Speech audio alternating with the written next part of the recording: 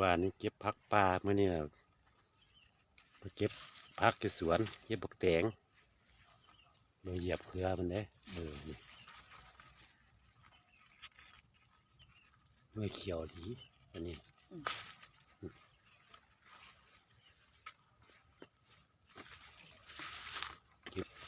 เก็บบักแตงก่อนตอนเช้านี่นะน้ำหมอกยังกลัวอยู่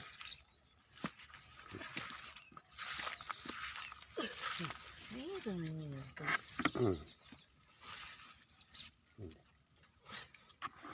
นักได้นี่มันก็ได้3 รูแล้วเด่น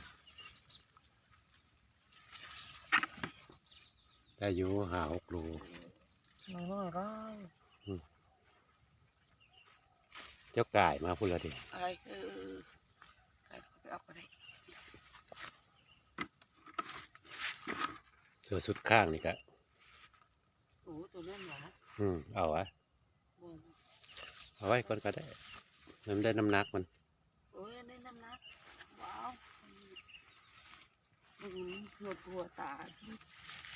ซี่มากก็ได้รู้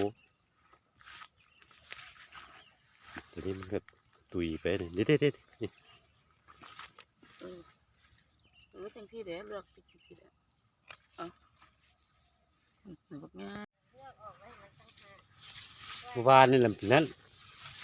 วานนี่แบบเจ็บอันนั้นพักไส่กับเมียมื้อนี้มาเก็บพักสวนบัดนี้โอ้ย2-3 ฟุ่มค่อยเห็นค่อยว่าทีนั้นว่ามันสิได้หลายไปตีมกระเซะได้ตั้ง3 โล 4 โลโล 8,000 โล 10,000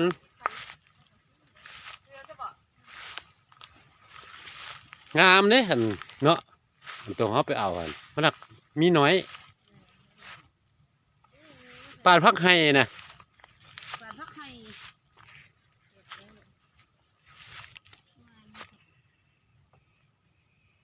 ก้มเจ็บจริงๆแล้วนี่ก็ได้ขั้นบ่า2 มือละงามครับขั้นบ่ามือหนึ่งมันอยากไม่ว่าสิเจ็บดุนะ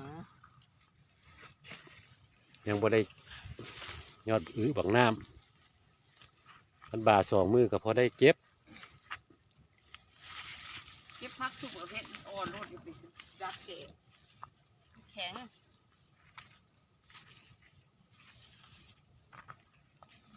เบิดตัวนี้ก็ซุ่มน้อยหันซ้อนไว้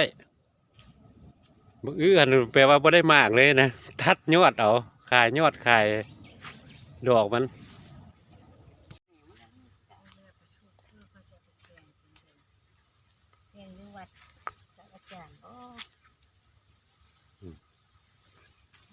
เวลาเติบเนาะมื้อนี้เนาะคันบ่า2 มือแล้วใครสิขึ้นเมื่อวันนี้ขึ้นเมื่อแล้วน้ำมอดยังกินข้าวยังไม่ได้กินเลยอันยอดอื่นมัดเมื่อพร้อมมัดเมื่อพร้อมงามใช่เลยไปห้อยเปลือกแห้งเขาโขงไปแล้วตัวเดนั่นพวกเจ้าขึ้นได้เอาขึ้นปลาเป็นดีค่อยสีเอาขึ้นไปนะขนาดน้องไม้น้องไม้เนี่ยกันยามแรงเดือน 4 เดือน 5นี่โอ้ย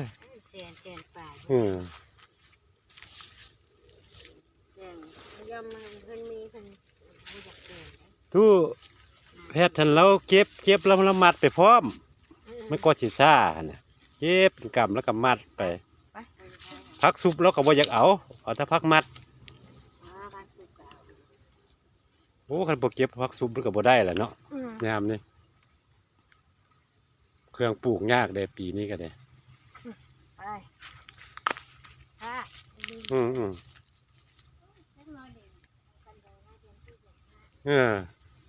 หดน้ำไว้เริ่มหดน้ำแล้วได้งูวันราคาแพงเลย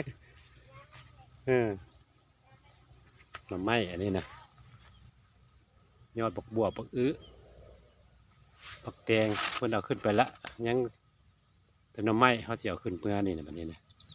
พุ่นละเจอกันอยู่บ้านพุ่นแบบนี้เอาซื้ออันนั้นโล10,000กว่าก็บ่ได้ให้ 10,000เราให้รู้15,000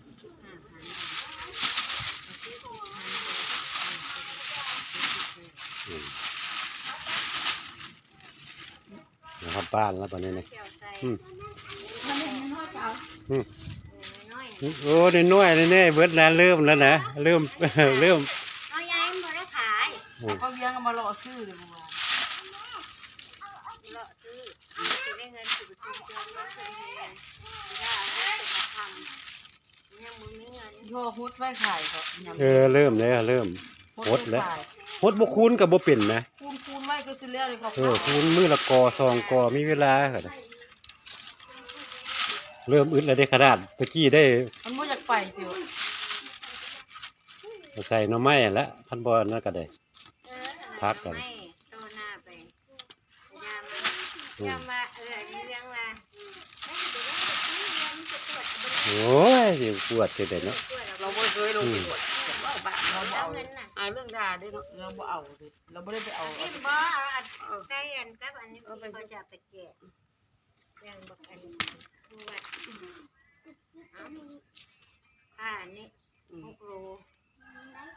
นี่8 โลทอนไม่ค่อยเอา4 โลไก่4 โลเลยหั่นเป็นนายแห่งเกม ถอน3,000ก่อนหน่อ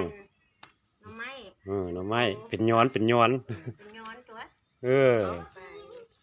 เอา เหลือเงินเท่านี้ไป ได้เท่าใดบ่ดิ 2 เซนไป น่นเด้อ 2เซน เมื่อวานนี่ไปเก็บผักไส่ได้เงิน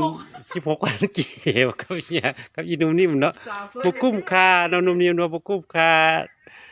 ลานไปกุ้มค่าขนมอยู่ขึ้นมาแล้วบัดนี้ขายเครื่องแล้วก็กินข้าวบัดนี้ อาหาร แม่บ่นี่ เมนู กินผสม กินปลาส้มไปบ้านแห่นะปลา ล้างมือ แดดเดียว เจียว นึ่ง ก บ่ อก ฮู้ เจียวกอก เจียวบกกอกอีกล้างมือลูก นุ่มนิ่มนะ ท่านประตูไปตู้มาบ่กินข้าวเนาะ มันทาทา ท่าน ประตู อันนี้เด้บ่ท่าผู้ใดอมมืออย่างเดียว คนน่ะจอกแอกแจ็คเป็ดปลาเขือเพิ่นฝากมาแต่เพิ่นยาอีนุ่มนิ่มฝากมาตะปากลาย เข้าเด้เนาะเอ้าหัวเป็นหยังซั่นน่ะอันนั้น ยุงกัดเมื่อคืนนี่นอกเขา ว้ายอันยิ้มว้ายเห็นประตูแล้วอาหารบ้านนาโมเมนต์บ้านนาอาหารบ้านดอนนี่แหละอยู่กับน้ำมันตัวบุอึดปลากินเมื่อคืนนี่หนาวโพดปลาอยู่ในอันก็บาทหนึ่งหนาวล้างระบบมือน่ะล้างแล้วเช็ดมากินข้าวกับเมตู้ล้างตั้งหันกินปลาแห้งมันมักปลาแห้งเด้อ ร้อยมันจะสะอาดล้างมือพร้อม